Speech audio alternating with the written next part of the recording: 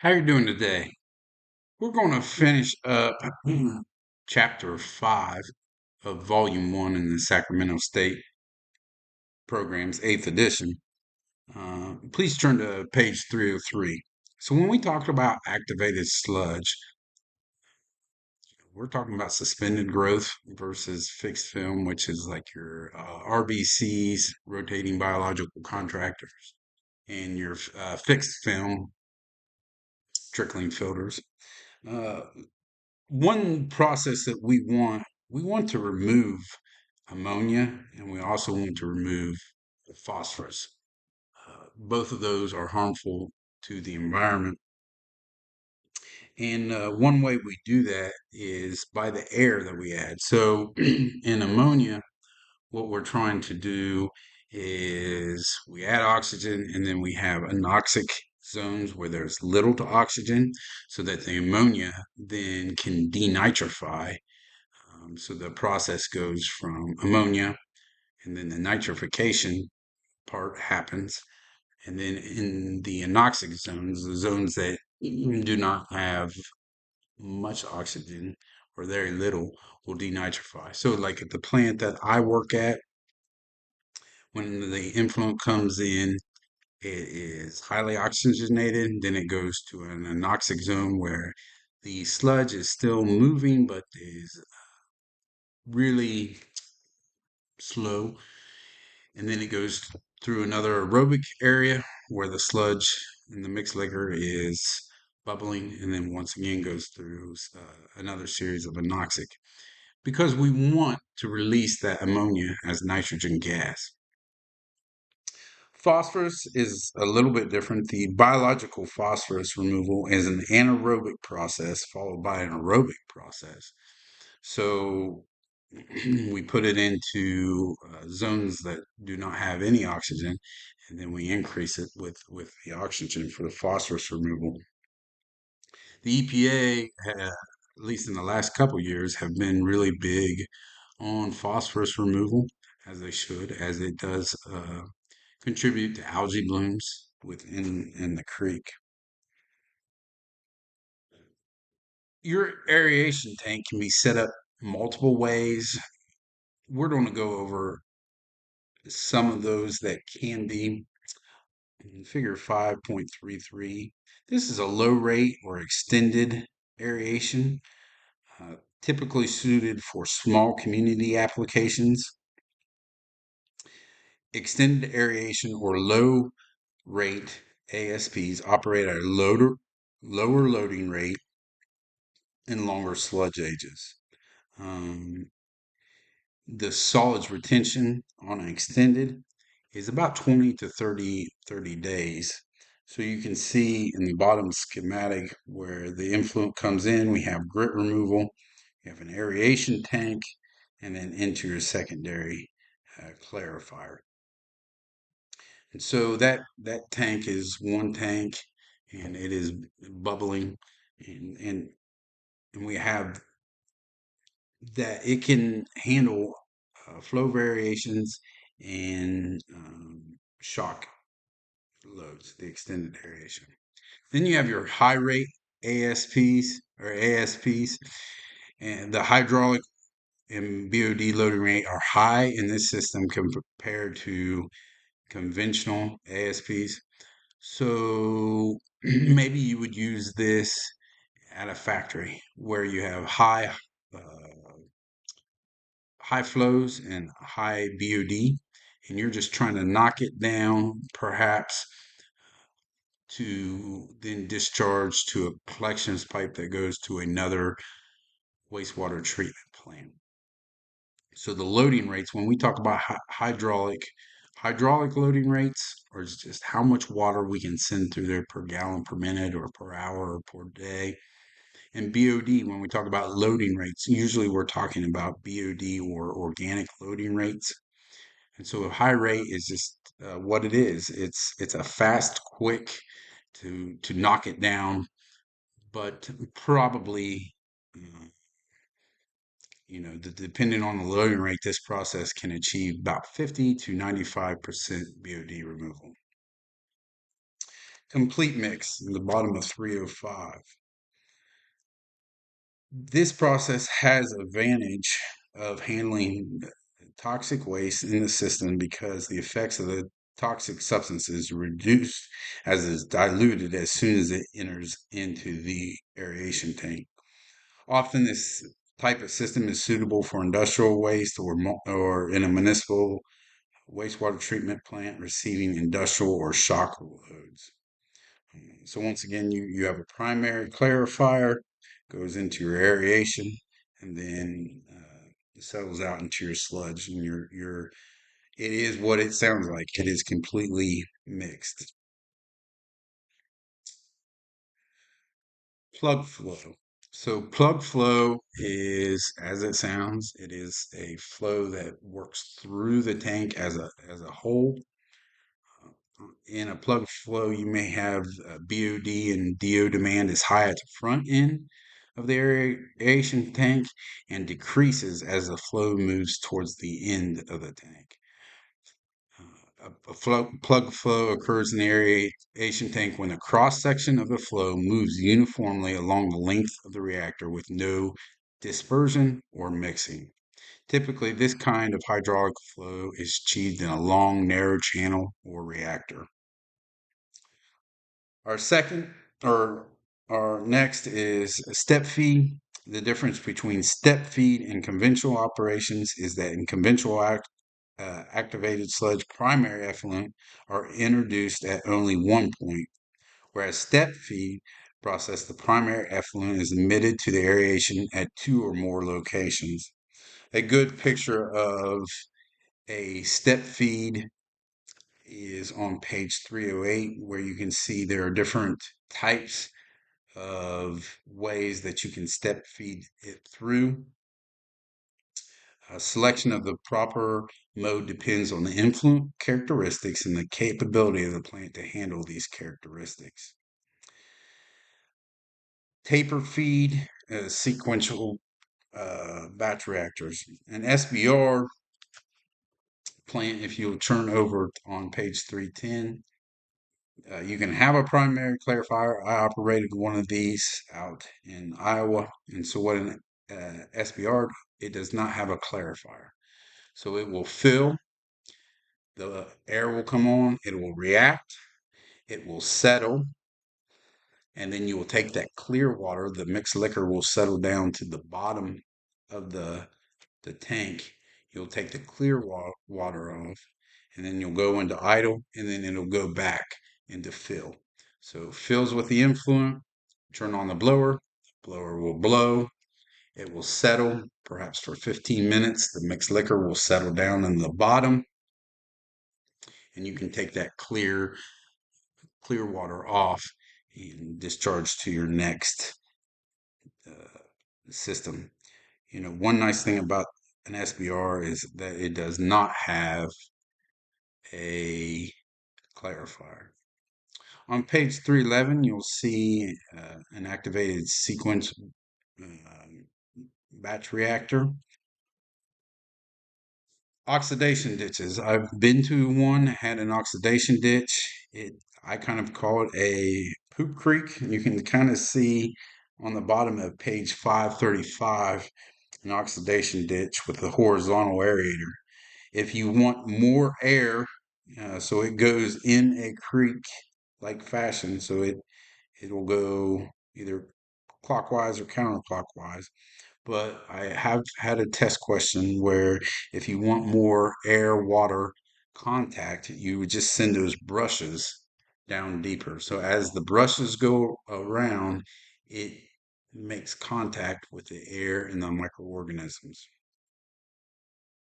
This is just kind of a quick um, down and dirty of the different ways that activated sludge can be set up.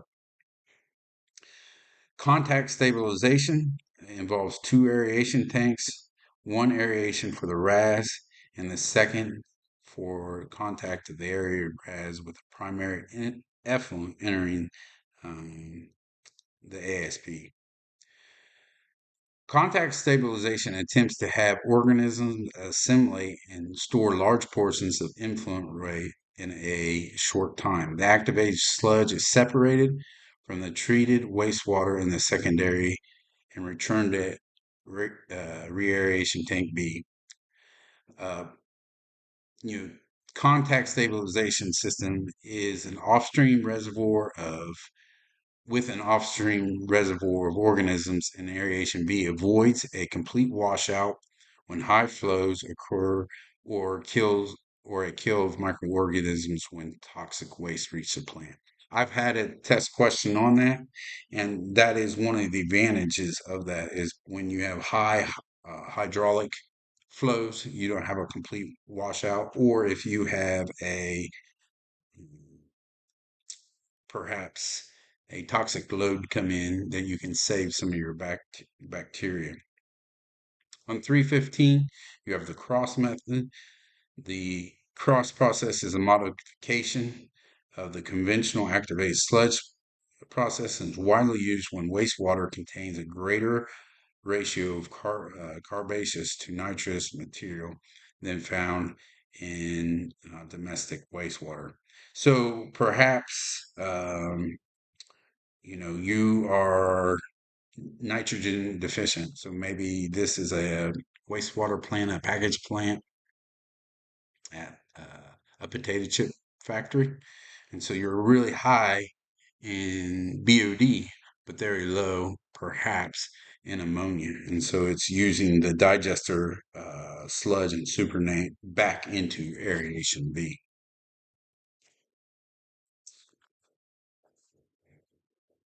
Membrane reactors in one of the city municipality nearby.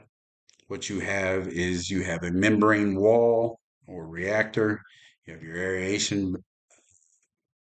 tank, and the water, either through force or through gravity, the clear will separate through the other side of the membrane wall, but the mixed liquor will stay on one side.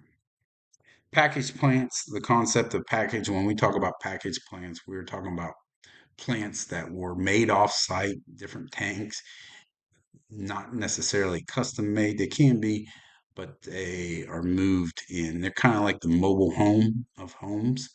And that's why we call them package plants. Usually we have those at schools, maybe a small doctor's office, a camp. So when we talk about package plants, that's what we're talking about. They do not really have a circular clarifier. They are all in one tank. They can have circular, but for the most part, you have your aeration and your final clarifier all in that one unit.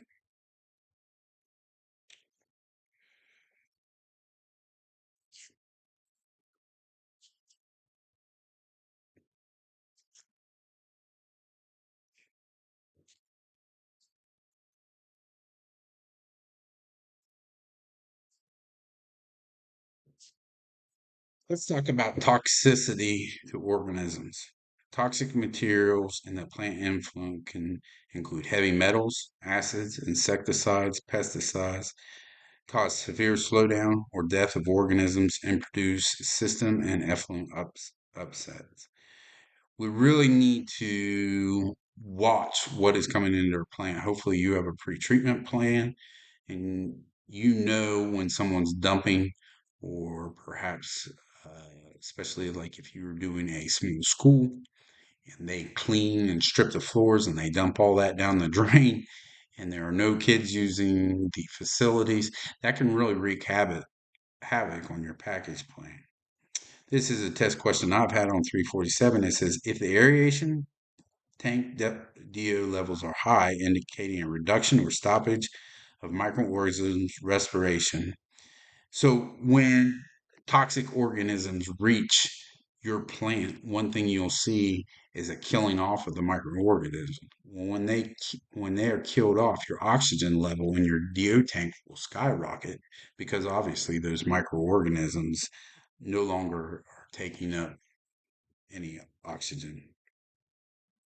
As an operator on page 350, you're going to have different types of foaming. It's a common problem We usually have it. Persistent foams are caused by a process imbalance. One type of foam is formed due to the growth of filaments or Neocodia. We call that Neocodia foam. We need to know the difference between our foam. So a stiff white foam is an indicator of young sludge or underloaded. So if you have young sludge, you need to stop wasting. Basically, you need to get your SRT longer, your solids retention time longer, stop wasting because you have too young of sludge. Uh, Causes of brown foam. Brown foam is formed when the ASP, the activated sludge plant, is running at low loading ranges or the sludge is old. So once again, if you have really brown foam, you need to waste more instead of waste less.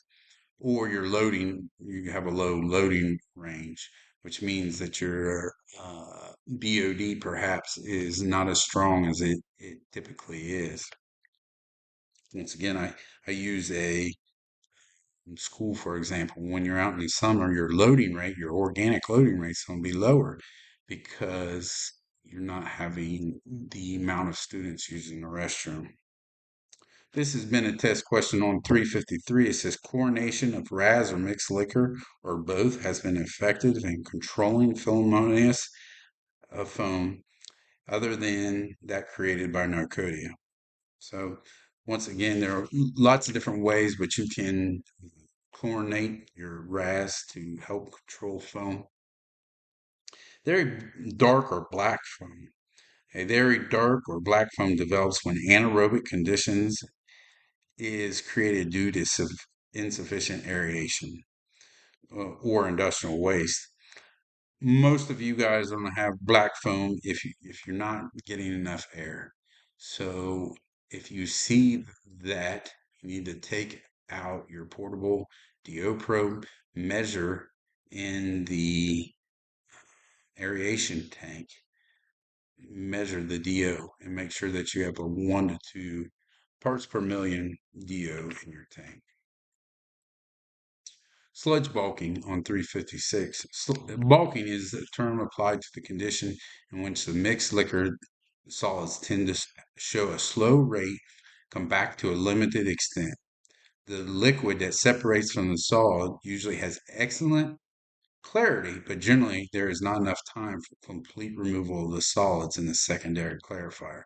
You know, sludge bulking is one of those things where you're not getting proper settling. And once again, when we do our settleometer test where we put the mixed liquor in a 1L or 2L jug, that's going to give you an indication of sludge bulking.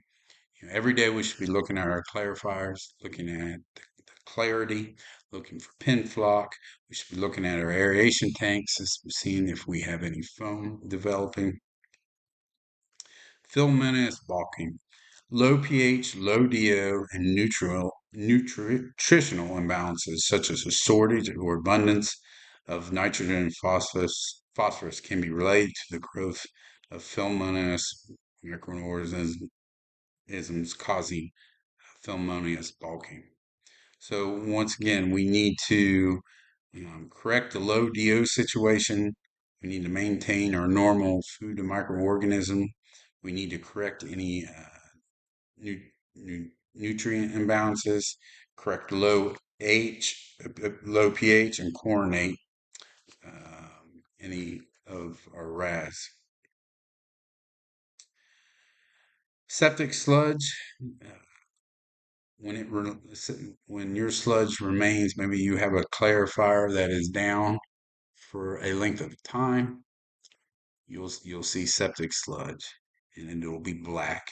Once again, we need to return that to maybe the head of the plant and try to reprocess that. But it is important that our sludge does not get septic, and so we want to keep it about 1 to 3 feet in the clarifier. On page 360, Rising sludge is not to be confused with bulking.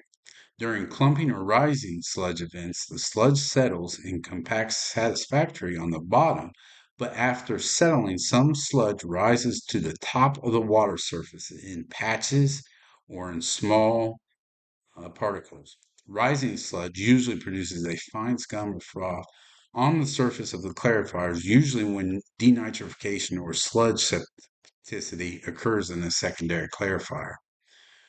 You'll see fine gas bubbles on your top of your clarifier.